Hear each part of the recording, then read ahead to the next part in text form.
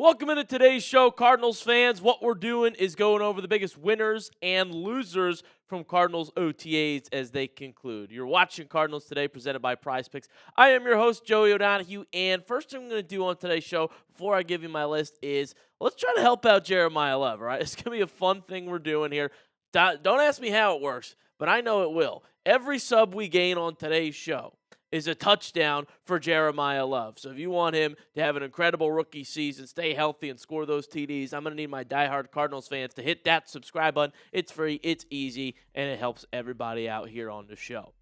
So the first winner, naturally, in OTAs was running back Jeremiyah Love, okay? He looks fantastic, and I think Cardinals fans should be fired up to have Jeremiyah Love out there. Let's talk a little bit about what we've seen from him in OTAs and what we saw overall. Well, one video that's going viral most recently is this electric juke that Jeremiyah Love has. So first he catches the football. You see that receiving ability.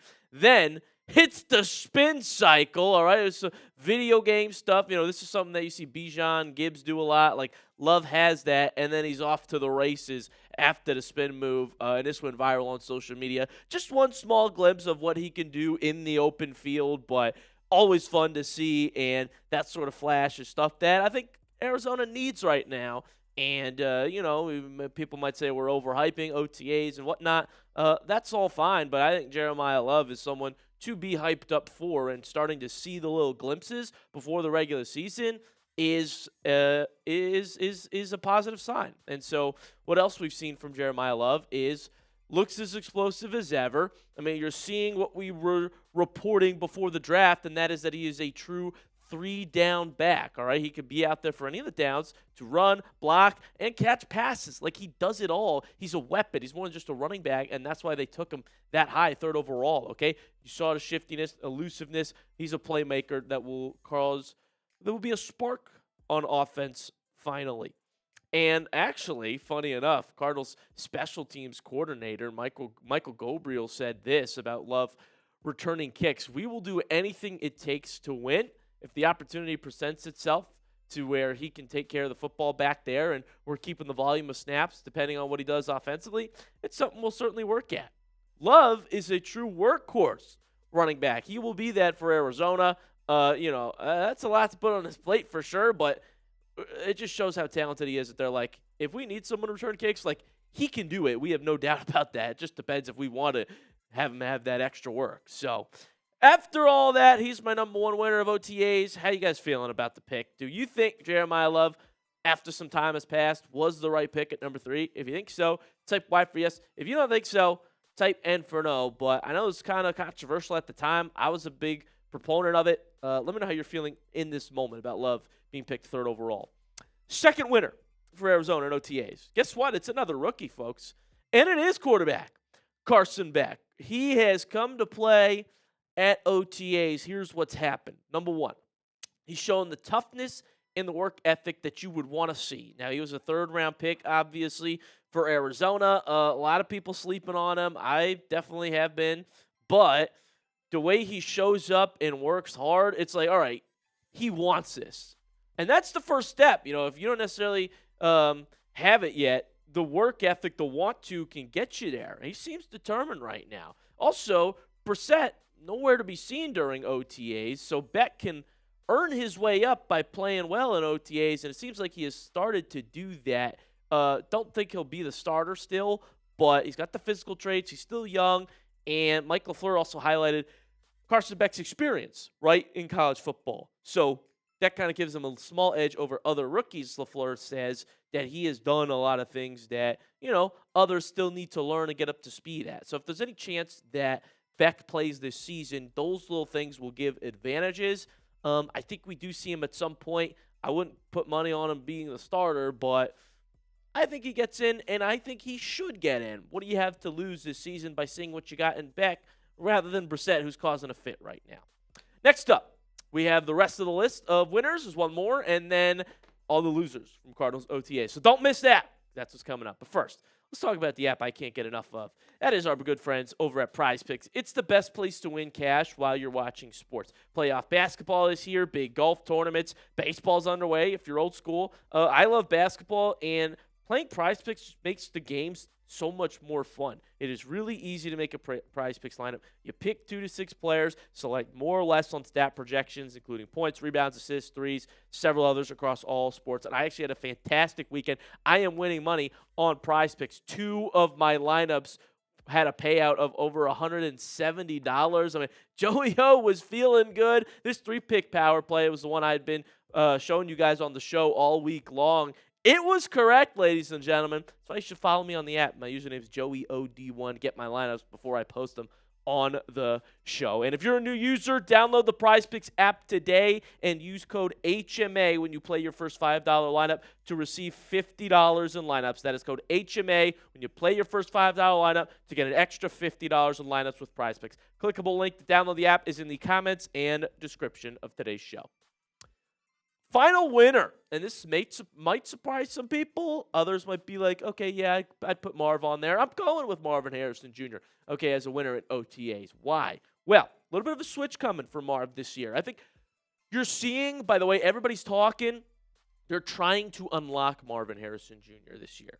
So what they've done, LaFleur says MHJ is going to play a Davante Adams role this year, sort of the wide receiver, while Michael Wilson will be closer to what Puka does. Okay, the Z wide receiver. And Puka actually had a better season last year than Davante, right? It's numbers-wise. And Michael Wilson had the better numbers than Marvin Harrison Jr. last year. So I think it's a great comparison and dynamic here. Hopefully they can play to the level of those two guys. But this switch and this change will be good for Marv and Michael Wilson in the offense as a whole. So why could this work? Well, number one, we've got a new offensive-minded head coach, right? I do think Gannon and Petzing together were awful for a wide receiver like Marvin Harrison Jr. And now, if you're that guy, that shouldn't be a problem. But I think he can be that guy, and you'll see it better this year, right? Also, LaFleur was Davante Adams' offensive coordinator, right? So that should help Marv play that role. Then Marv can also show the ability to make contested catches, win one-on-one. Like, he's a talented receiver. Just hasn't been the generational 4th overall pick we thought he was going to be. So he'll be helped freed up this year. He's out there working at voluntary OTAs, which is also a positive that he is putting in the work now and wants to be better, wants to be great. Let's see that next year. I really hope so. But as far as OTAs are concerned, he is trending in the right direction. That's why he's a winner.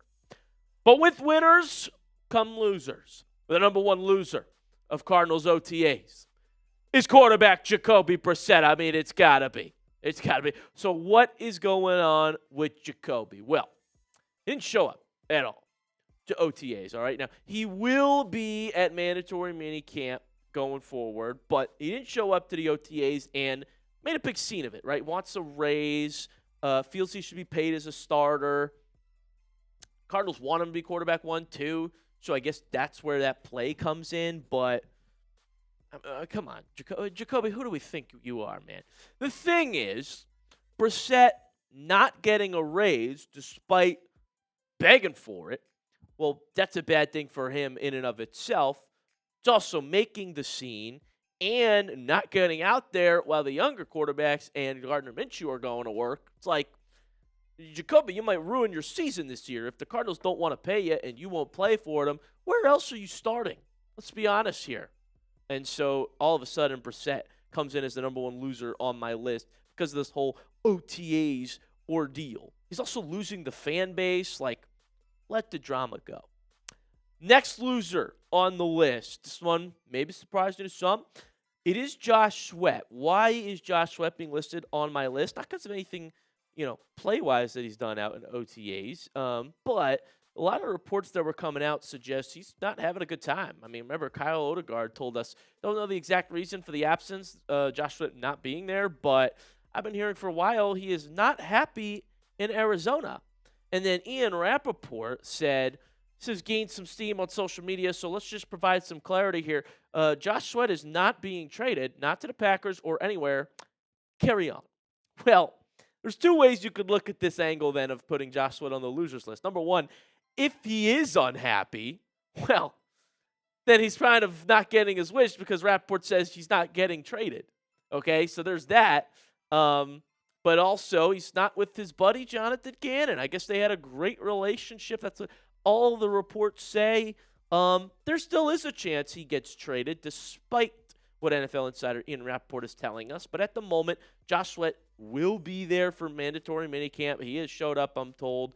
And I will say, just because of how unhappy he's made it seem and all the rumors surrounding him, that he comes as a default loser from OTAs. The final one I will list for you guys is Trey Benson, all right? Now, there's plenty of reasons you could dive into why Trey Benson may or may not be traded. But the main thing to look at here in OTAs was that Cardinals running back room. And with Jeremiyah Love being so dang good and looking as good as we said he would be, well, secretly that's not good for Trey Benson, who, how is he going to get volume in this running back room, all right? What is he, running back 4 right now? I mean, with Algier and Love and Connor with having the rework deal, I mean, you got to figure that he'll be moved out of the room. If not, he will not be getting nearly as much touches as he thought he probably would when he entered the league as an Arizona Cardinal. And so one thing to note, though, is both Benson and Connor were spotted at OTAs, not necessarily getting a whole lot of work due to some injuries that they were coming off of. But they're there, and you got to imagine one of them's not there by week 1.